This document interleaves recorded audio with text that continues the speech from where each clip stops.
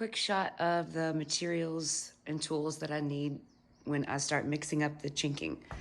So I've got my sand, which I've already sifted through the mesh strainer there. This is the buckets of sand. These are the buckets of sand. Water. Homemade trowel there that I've sanded the edges round. A couple of mixing spades, cleaning brush. These are like folder holders for school.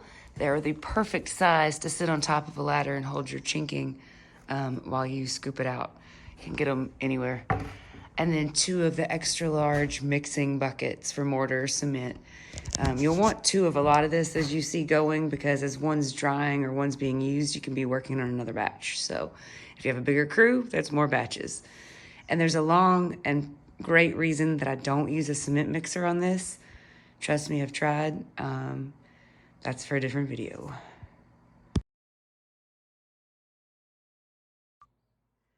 Good morning, Sam at the cabin. So last time we talked about the foam in the metal. And so today is the actual chinking, which if you're like I am, when I was trying to figure out how to chink, I watched every possible video there was. So I'll try to be as detailed as possible with what I'm using, how I'm doing it, and why I'm doing it, because maybe the mistakes that I've made can keep you from making the same ones. But so you may be wondering why I'm not using a cement mixer. Well, long story short, the cement mixer makes balls out of the concrete because the cement absorbs water at a faster rate than the sand. So as it's mixing and flipping, it's creating the little concrete balls. And if we were doing it in another application, it may not be as important, but since it's, you know, chinking gaps, this big wide chinking gap, you're gonna see once we flatten that out, if there was a ball of cement, because it'll be shiny, it'll be a streak, it'll be a shiny blob. It's very noticeable. So mixing it and mixing it correctly is still it's like my arch nemesis of doing chinking, is the mixing part.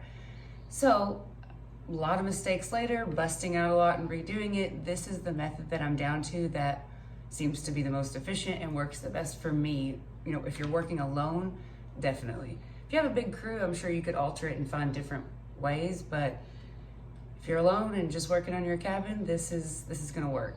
So get one of those extra large mixing buckets. There's like 2 sizes. You want the bigger size for sure. So I'll try to put this up on the screen later for you, but the ratio that I use is 12 quarts of sand. 12 quarts of sand, and it's mason sand. Don't get the play sand, it's too powdery. Some of the other sand, like all-purpose sand, it's too big, too coarse. Get the mason sand. It's worth it. That's the right consistency. And I still sift mine with a sifter. As I'm measuring, I just pour it through the sifter. It really doesn't take that much more time, but it pulls out any big chunks of rocks or anything like that that I don't want to be mixing and displaying in my chinking gap. So once I've got my 12 quarts of sand, the next thing you do, my ratio, you add all of your water.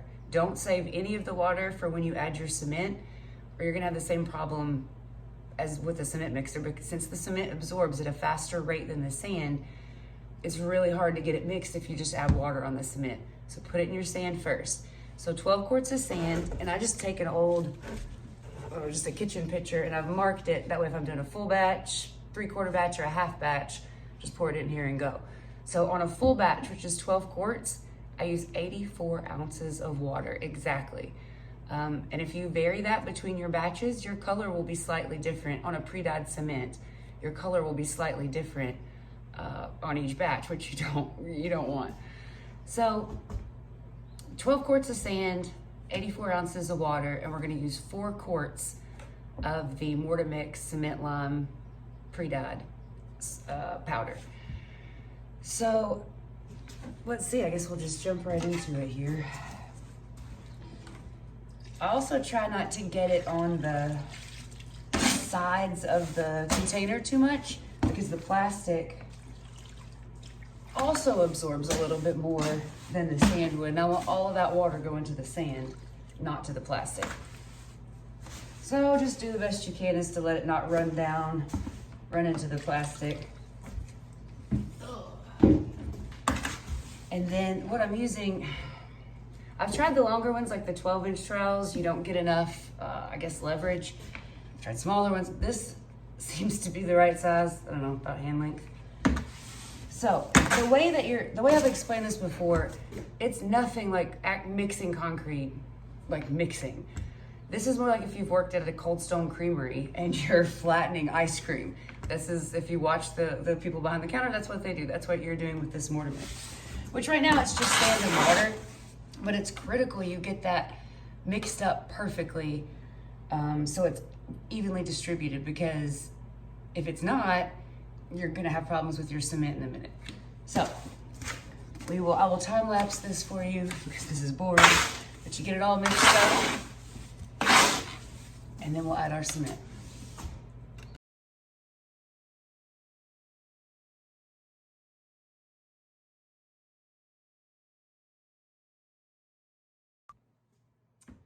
All right, now that the water and the sand, this is just water and sand, no cement, is mixed completely up. You see I've kind of pushed it all, I don't know if you can tell, but it's pushed all to this end of the basket. And there's a reason for that. Because when you mix in your cement, the 4 quarts of the cement lime mortar mix that I use. This color is called driftwood. That's what makes this tan color of chinking. I obviously prefer that over the gray, any gray cement. It doesn't look as natural. I like the brown. This whole wall behind me, I don't know if you can tell, it's kind of dark back there, but that's already done with the brown. It looks fantastic with the logs. Anyway, so this is the next step. So you've got your water and your sand all mixed up. I scoot it all to one end of the bucket. And you may be thinking, just dump it all in, this is silly. It's not. You can do it yourself, practice, experiment. But when it's all is said and done, you're like, dang, that girl was right.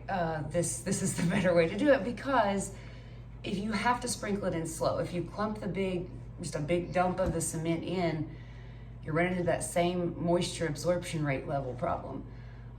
So the more you can sprinkle it and mix it, flatten it in as you go, the less muscle and elbow grease you'll have to use to get those little balls out, because they'll never form if you do it correctly. So how I do it, I push it all to that one end, and for me, I do this in quarters. This seems to work the best. You can experiment and find your own method, but I'm telling you, this is the one that works for me. So I divide it into quarters. You kind of get it even where it looks like it's uniform. Oh, and this isn't rocket science, so it doesn't have to be exact.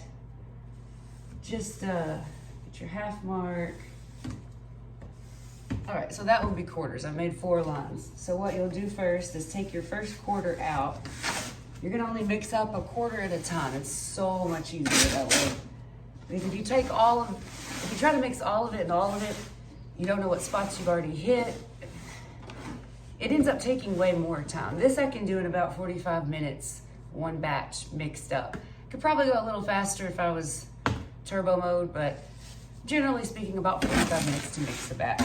Start to finish, that's the sand, the water, the whole shebang. And about 45 minutes to put a batch worth of cement chinking on the wall. So, all right, so you've got your first quarter approximately pushed out. Now what you're gonna do, so that, and since I'm using 4 quarts of sand, I'll end up using a quart of this cement mixture in this first little section of sand that I've got. And you still don't want to put the whole quart in at once. You want to sprinkle it through. Like so. And then flatten it in. You're not mixing and stirring. That's what's going to make the balls. You flatten it out as if you were, I don't know, ice cream is the only thing I can think of that you do this with, but you're just flattening and flattening and flattening. And I'll get a close-up shot later to show you why, but as you flatten, you'll start to see little shiny spots in your sand. Well, that's the cement, and that's what you want to blend in. You'll know right away when you start doing it what I'm talking about. So, once your first dump, like, I do this in 3 or 4 times too, like 3 or 4 different sprinkles to get my first quart mixed in. You could try to do it with more at a time. For me, this just works better. I don't have to retrace steps and remix things I've already mixed. So then, just Sprinkle, sprinkle, sprinkle. And once I have my first quarter mixed up, which this isn't anywhere close, you need 10, 15 minutes of, probably 10 minutes of really mashing and mixing it for it to be well blended. So after, you'll do each section the same way. So once I get this mixed up, I'll push it to the opposite end, pull down my second quarter, put in my second quart of cement, mix it all up, push it to this end, do the same thing until all four are done, mix all four together, then it's good and mixed. And I'll show you the rest of that on time lapse. Be sure to scrape off your stuff in between. I'd be wary about, like I said, with extra water. I've seen people, rinse their trowels, rinse their gloves, have water on them, and then reach back in. That's adding extra water to your mix. And when you're doing small batches like this of pre-dyed cement, every ounce of water can change the color of your chinking. So just be really careful with what water inadvertently gets back into your mixing tub. All right, I'll do the rest of the mixing of the 4 quarters on time lapse and show you that way. Okay.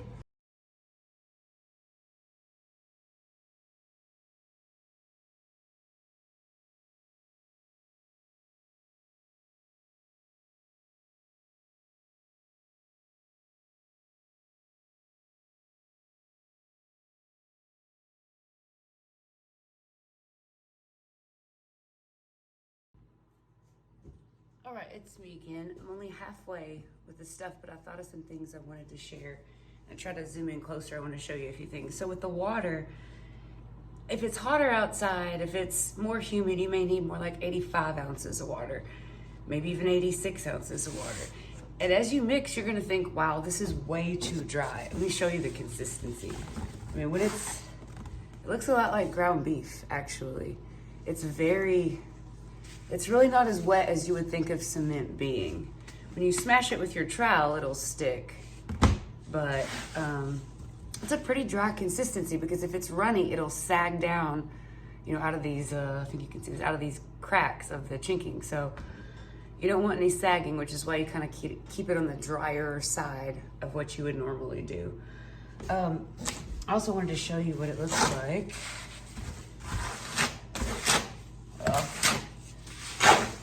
When it's not mixed well and what the shiny stuff looks like. Try up close to show you that. Okay.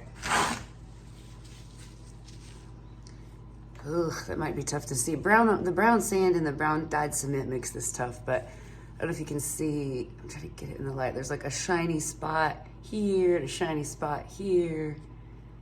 And you can see those kind of shiny dots. That's what you're fighting. That's what you're going against to flatten out. And it doesn't go away by mixing. You've got to smash it into the rest of the sand. So that's how you do that. I just wanted to show you up close what that was like and what the consistency is, that it's probably a lot drier than you're expecting. And if that's how it looks, then you're doing it right.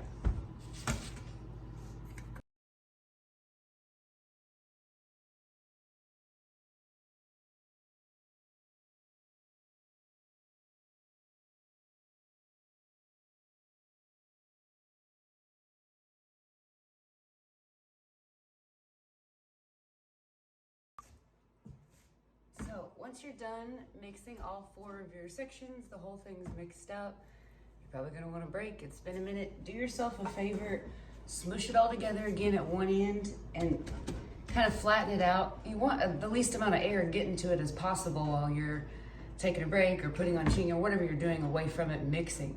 So I push it together, kind of flatten it with my little trowel a bit, and then my second mixing bucket, which is either one that's drying that I just used or not used yet, I just throw it upside down on top of it to keep the heat, air, all of it out so it doesn't dry out quite as quick.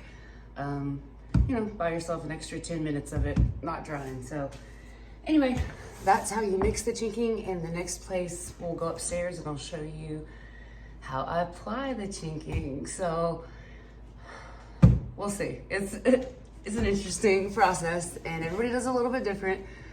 Some people use trowels, some people use their hands. I use my hand and my trowel. So that's what's coming up next, how to apply the chinking. Thanks.